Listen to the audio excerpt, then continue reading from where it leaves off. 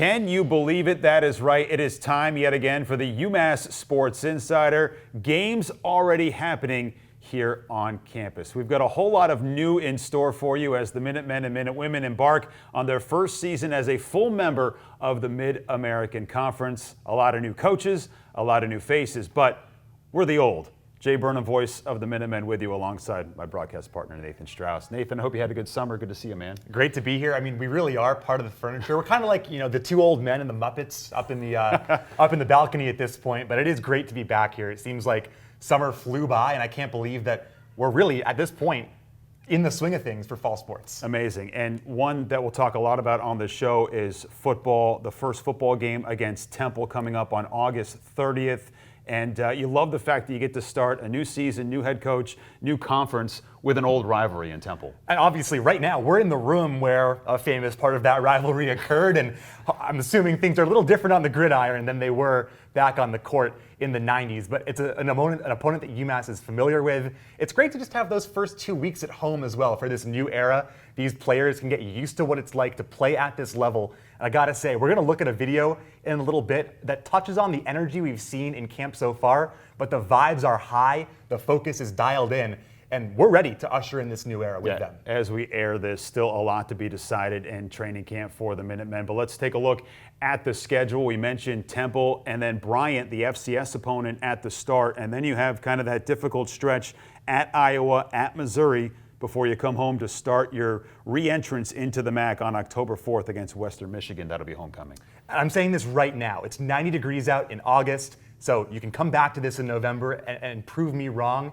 But I am so excited come October, come November, to be sitting or standing on the sideline of McGurk in 20-degree weather with howling winds for some midweek action. It's all I could ever dream of. I cannot I'm going to wait. clip that and hold that just in case you complain during those times. It'll take about 5 minutes for me to complain, Jay, but I'll do it anyway. Should be a lot of fun. That's the action coming your way, and just a lot of excitement. We'll dive into what Joe Harris-Simiak and his staff are starting to build here in Amherst. Meanwhile, already underway, men's and women's soccer. Let's talk about women's soccer for a second. This team is transitioning to the MAC. The men will play in a different league, but the women's soccer have a lot of new faces on this roster. A lot of new faces, but still a couple of returners. Again, they've got 19 undergrads on this team, or rather 19 underclassmen on this team. Nia Hislop is the only returning goal scorer. She is one of the captains with Macy Graves and Sarah Flanagan. But don't count them out. They are going to be amongst the top teams in the MAC this year. They've been really paragons of consistency under Coach Jason Dowiak in the A-10. And again, they finished in the top 4 all but once in the last 6 years. They've hosted a number of playoff games. They are consistent, and they're here to compete. Let's take a look at their schedule. As you see, they've done so well at Rudd over the last several seasons. They've got the big matchup on September 7th at Rudd against Boston College. You mentioned Coach Dowiak, his 8th season at the helm. It's interesting to see what the competition level will be for them as they enter the Mid-American Conference. Now, for the men's side of things, okay, stay with us here. Not in the MAC, in the Summit League, which is a very, very good men's soccer league. Yeah, only 6 teams in this league, but they have a really good track record of sending teams to the NCAA tournament. 3 of the top 25 in the preseason, 3 of the 6 teams in the Summit in the preseason top 25, including 2 teams, UMass and UMKC, who were in the Elite 8 last year. And obviously, you lose Alec Hughes, the program's all-time greatest goal scorer, but you return Aiden Kelly, who is one of the top center backs in the country,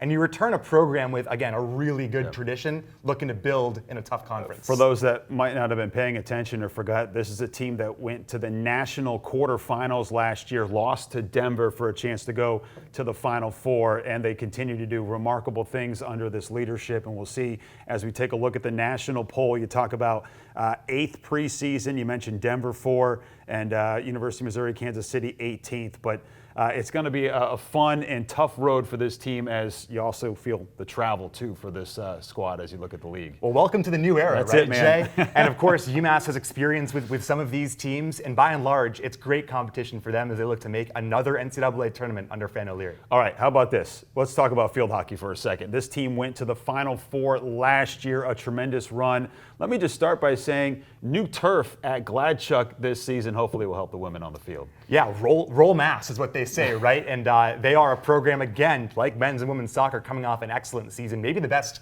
in program history, certainly in recent program history last year with that run to Ann Arbor in the Final Four.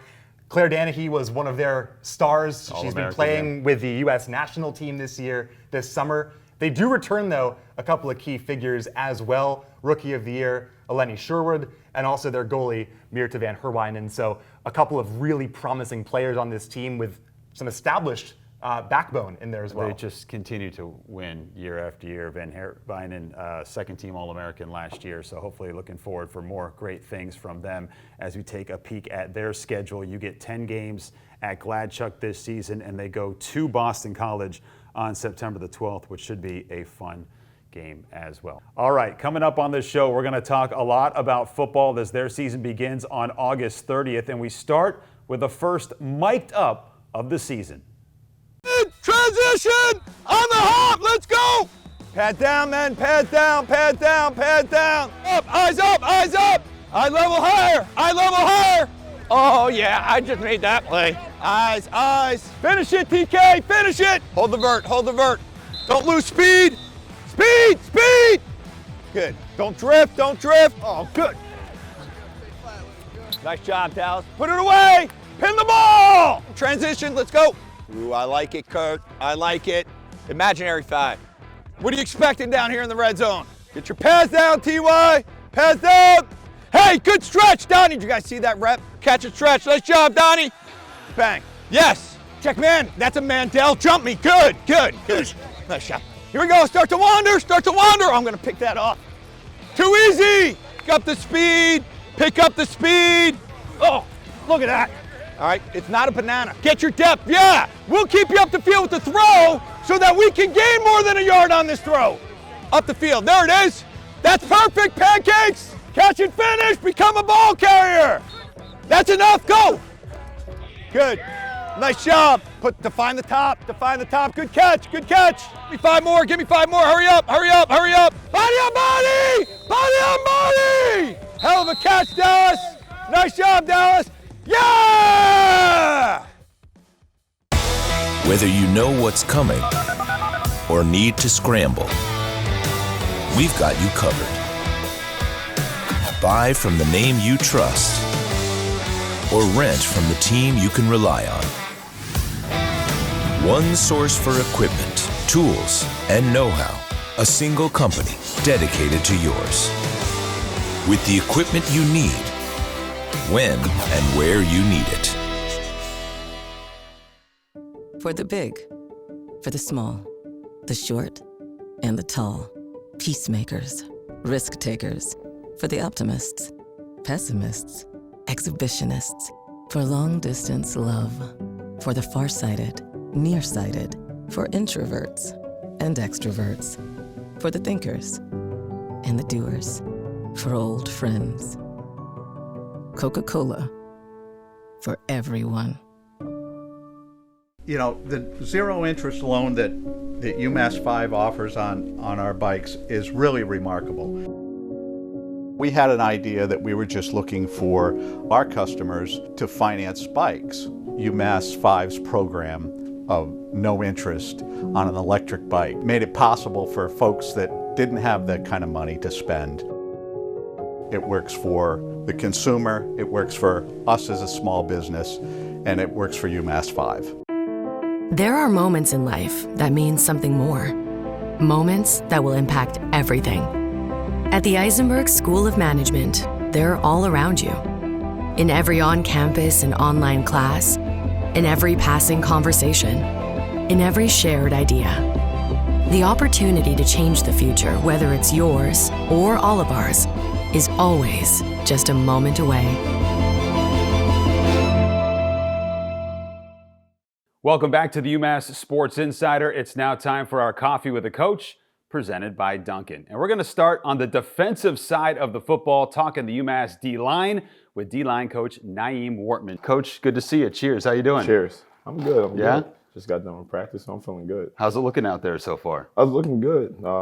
Today we had a great day where the guys, they really pushed through the heat, so that was something, that was a confidence booster for us. You have a background in this conference to start. Yes. So tell us a little bit about what your unit is going to expect this year heading into the MAC? Just heading into the MAC, like they should expect to. You should never be overmatched every week.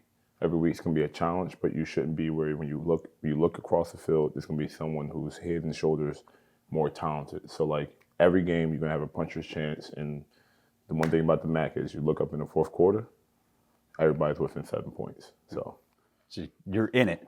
You hope down the stretch. And for your unit, you've got guys that were here before your arrival. Tim Grant Randall is the guy that comes to mind. Chambray Jackson. How do you get your team to kind of come together throughout this month to be ready to play on the 30th? Well, the one thing I preached to him the most, and actually early in training camp, was preaching the name on the front over the name in the back, and just telling him, like, you should always look to support your teammates. You should always look to, like, if he makes a play, you're happy for him. You make a play, he's happy for you. So, like, no matter what we do, it's the team first, and then it's your goals.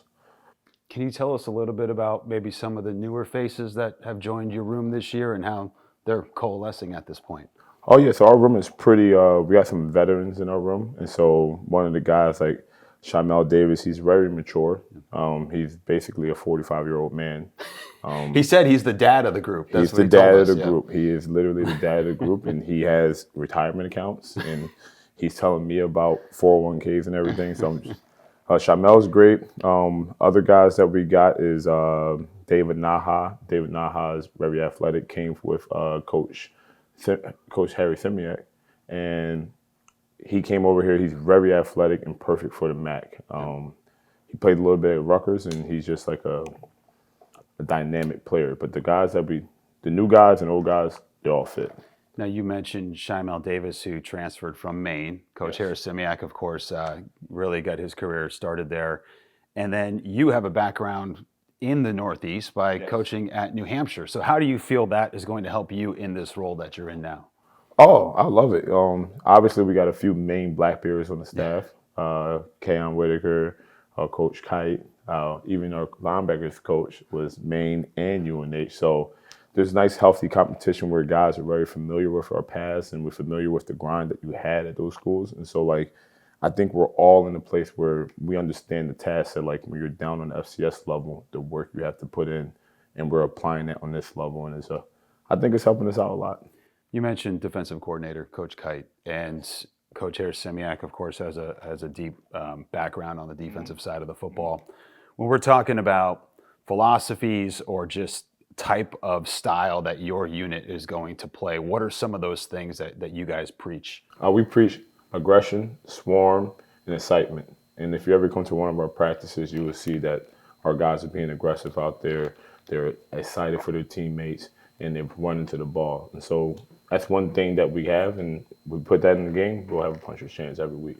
That excites me. I'm super stacked to see you guys. Coach, thanks for taking the time. Good luck this season. Thank you. Appreciate it. Coach will be ready on August 30th, and so will we against Temple. Let's take a look again at the full football schedule before we visit with Darion Craig to stay on the defensive side of the ball.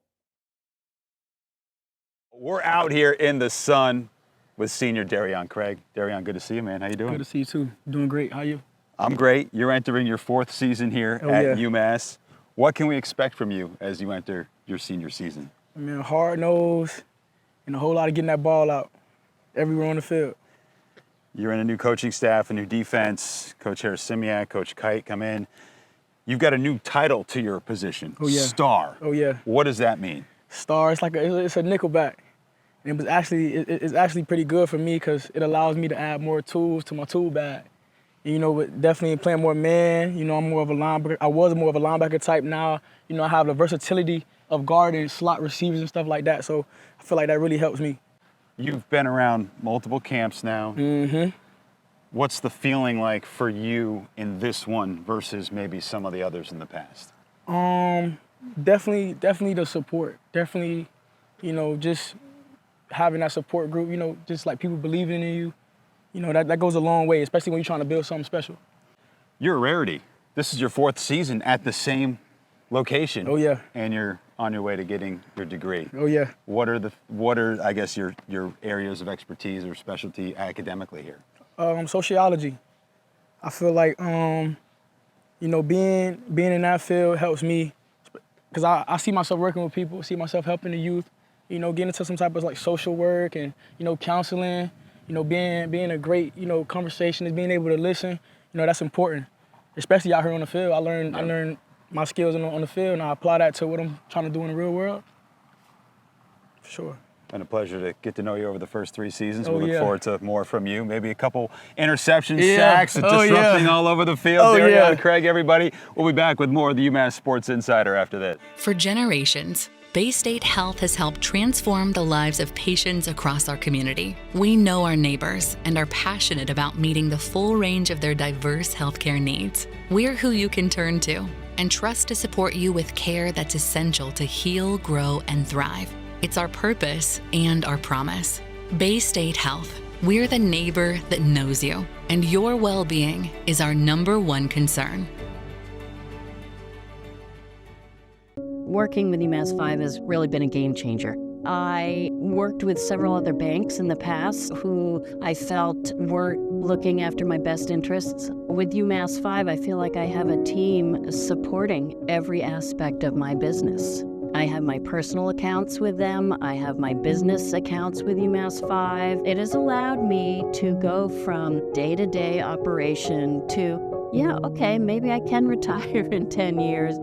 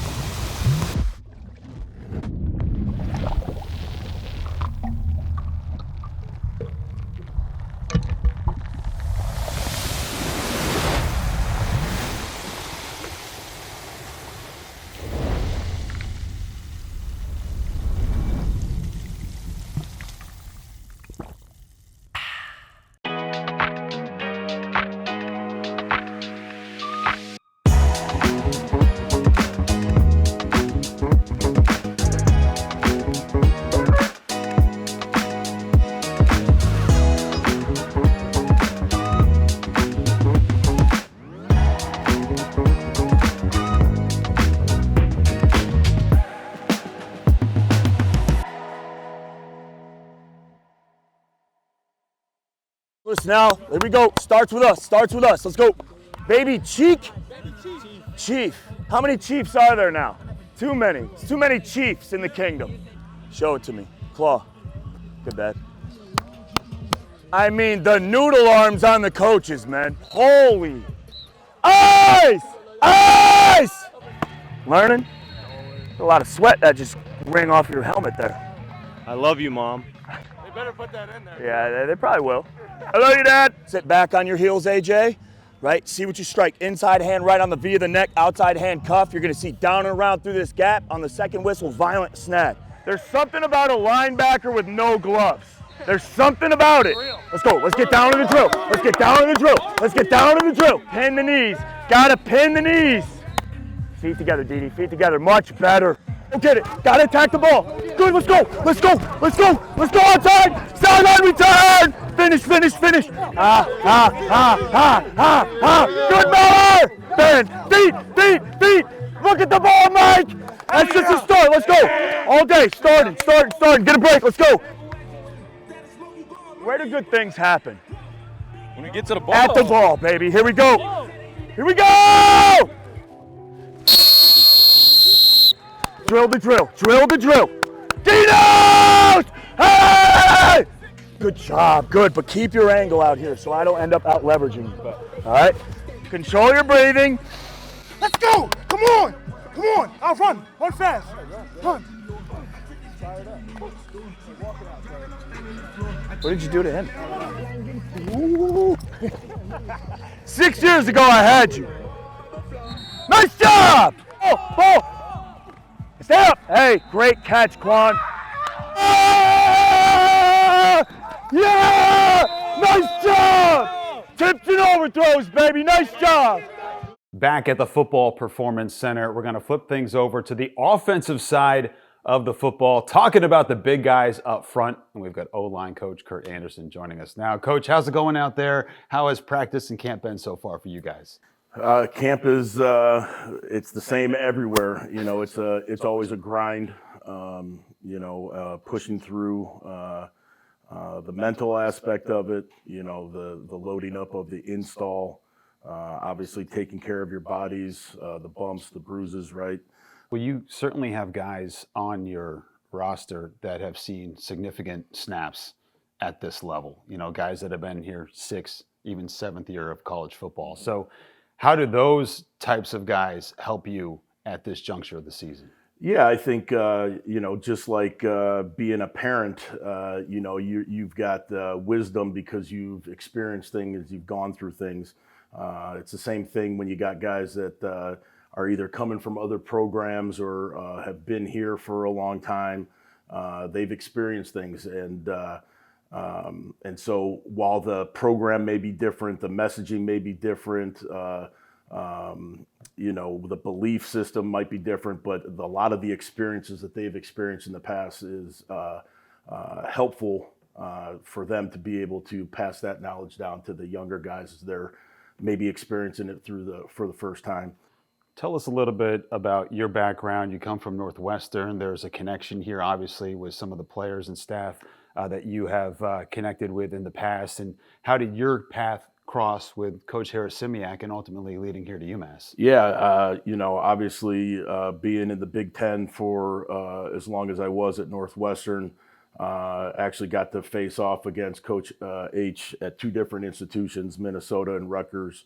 So obviously that mutual respect of what his defenses did, and then his having to face Coach Bajakians and my offense at Northwestern obviously created some familiarity with each other. And then once you meet people, it's a people business, and I want to be places where I'm surrounding myself with good people, good men, fathers, husbands, great teachers that are in this game to teach these guys the right way to go about doing things. We're trying to educate the fan base here about the MAC and the Mid-American Conference and kind of the style of play and the different opponents. When you look at it, what are some of the things that jump off the page that you say, we have to do this to be successful? I've coached in the MAC before, way back when at Eastern Michigan, and in the Big Ten, you constantly are playing MAC schools. And so just through my experience, it's a cyclical league, and I think it comes down to kind of a war of attrition, and the teams that can stay the healthiest or have the depth to be able to deal with that aspect of the game, that type of adversity, put themselves in a good position to contend for a MAC championship. And having been in it for 5 years in my past, I'm happy to be back because it's a fun conference to be a part of. Fast and physical. Oh, yeah. I like that. Coach, thanks so much for taking the time. All right, we'll come back one final time on the UMass Sports Insider, keeping it on the gridiron here in Amherst.